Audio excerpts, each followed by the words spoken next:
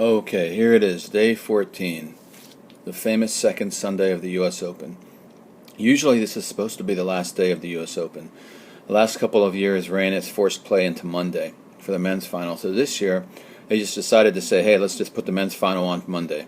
So we have a day 15 officially this year. Anyways, for day 14, on Sunday, we're going to have the finals of the men's doubles, wrap up all the singles for the wheelchairs, then the juniors, and wrap up the singles for the women. So to start off on Ash Stadium, let's see if we have anything at 11. No, everything's at 12.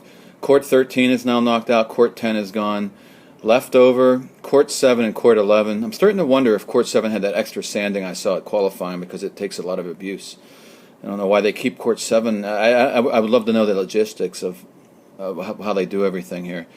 But anyways, maybe just to maintain Louis Armstrong in the big ones is a lot when you don't even have many people coming in the stands, I guess. And they want to make it more a lot of, a nice atmosphere for the players. And if you have like 20 people in Louis Armstrong, it's a lot better to have 20 in Court 11. Anyways, let's just start off with the smaller ones. Right off the bat, you can see I'm a little behind here, but we already started. But 12 o'clock p.m., 12 afternoon, high noon, Tornado Black, perfect. Who else to play at high noon?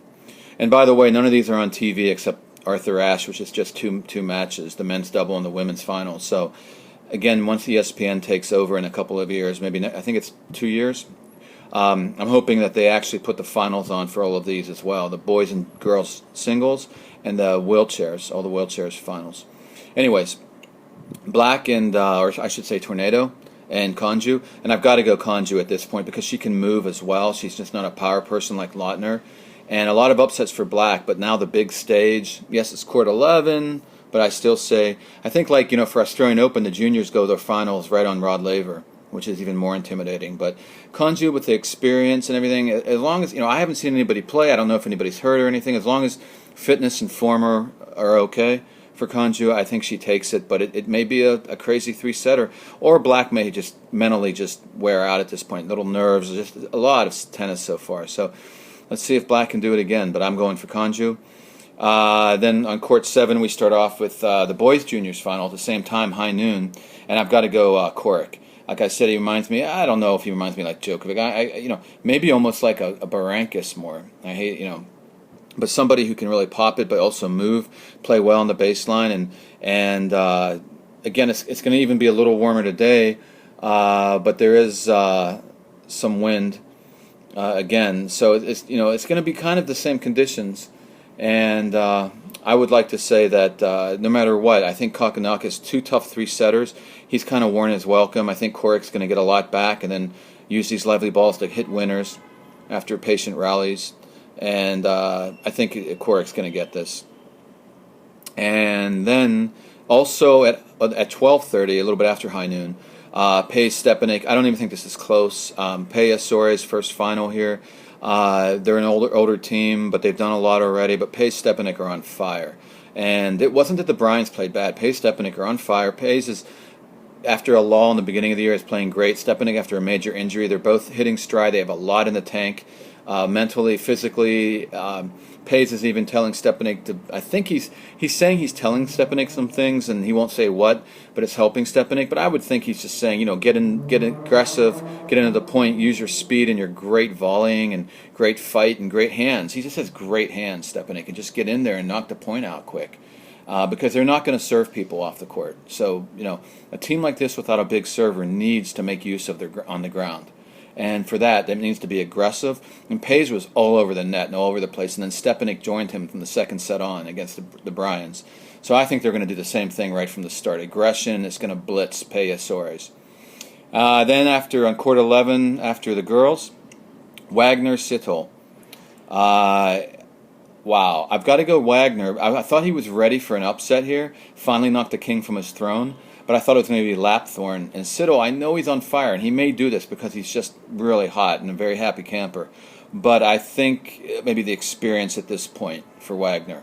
And Wagner had an easy singles yesterday and pretty easy doubles, and I just think Wagner. But wouldn't be surprised if Sittel goes all the way. I really wish I could see this live. Wish I should have went over there with a day pass, but I have too much on my plate. Maybe next year. And then on court 7, the other men's wheelchairs final. This one, Wagner, Siddle are quad. This one's they can use their arms. Kunieda and Hude 1 and 2. They've been great forever. Kunieda left for like a year with injury problems, but he's back, stronger than ever. He did great last year. 2011 is when he had the problems. Anyway, or was it 2012? Whatever.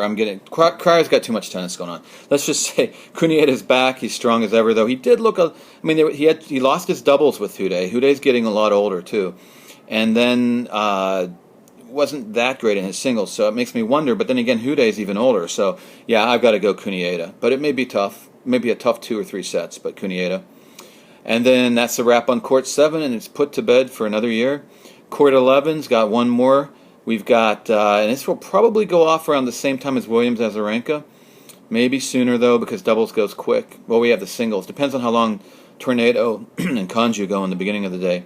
But I will go Ellerbrock against Van Koot, and actually I'll take Van Koot. She was number 1 early. She looked like she'd be the one. She's a little younger and very strong, and I thought she's a big girl in the chair and strong, and I thought she'd be the one to take over for Verger, but then Ellerbrock had a rampage in the spring. Now she's number 1, but I don't know. I don't have a great reason for it, but I think Van Koot's going to take over the number 1 again, but we will see. And last but not least, the match of the day, the one everybody's looking forward to, and the one we all thought we would see, Serena Azarenka. When I watched the Cincinnati final and Azarenka finally pushed through at the end and Serena had a little of the old lady yips at the end, I thought to myself, this darn Azarenka. I mean, when Azarenka won in Doha earlier, people talk about that a lot, and that was kind of a breakthrough, but I don't think Serena, it was a different time, and I don't think Serena was at her best, and Azarenka was. This, in Cincinnati, I think Serena was better. Though Serena said she had an abdominal strain, plus she had something on her arm. I think she was a little bit sick and under the weather in Canada the week before. So all that going on, but whatever. Azarenka had a bad back and was coming off of that, had to pull out of Canada, if I'm correct, after playing in San Diego. So, neither one was fit, so that's a wash. That doesn't really matter. The bottom line was, it was a barn burner of a match. Williams killed her the first set. But what amazed me is Cincinnati Air is quicker than the U.S. Open, and Azarenka took it quick. She's improved that part of her game so much. She can really take the ball on the rise now. Blitzed Serena in the second set. They battled it out to the end, to the death. In the third set, Azarenka was up a break, got tight serving it out. She was up mini breaks in the tiebreak, was getting tight again. And finally, a couple points there, she didn't get tight at the end. And Serena got a little tight, and Azarenka took it. And it makes me wonder right away, I'm like, can she do this in the U.S. Open? Thought about it for about 2 seconds and said, nah, Serena's going to get her revenge. So now that Serena looks completely fit, and Az looks like she's been struggling a bit, and I don't even know if it's physical. I think it's maybe just mental, a little bit of pressure now because people are expecting she can beat Serena. I think there's more pressure now. I think before people don't expect she can beat Serena. Now they do. So this can go one of 2 ways. And I'm going to take the first way. But the first way I see is too much pressure on Azarenka. Everybody's expecting a great match. Serena actually blitzes her. Azarenka plays great the second set, but still Serena in 2. Okay? And then the other way I see is now Azarenka does know she can beat Serena. She knows what to do in the big points. She's been experienced. She's done it enough. She feels very strong about the way she plays, how to go about the strategy with Serena, how to frustrate Serena, keep the ball back in play, get the returns, take advantage of when Serena misses first serves. The air's a little warmer today.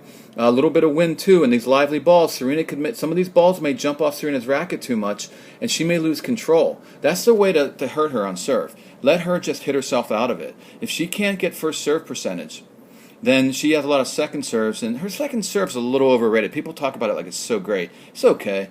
I can't think of a woman that has a great second serve. There's a couple, and I don't want to get into it now, but all I can say is that if we get to the second serve of Serena, Azarenka will have a major chance, and if she gets on a roll, and with the newfound confidence, she pulls this out, maybe in 2 sets even, or 3 sets. So this thing could go all over the place.